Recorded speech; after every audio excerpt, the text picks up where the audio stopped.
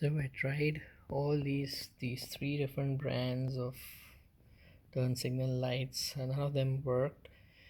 They all gave me an error on the computer, and this is the original non-LED one.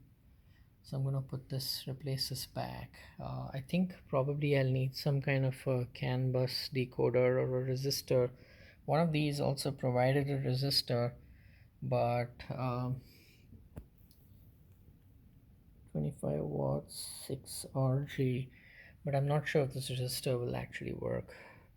I guess I need to find something compatible, completely compatible LED version of this, or I might just stick with this. I'm just thinking this produces a lot more heat, this bulb, and it probably causes that headlight to become foggy quicker, dirty and foggy.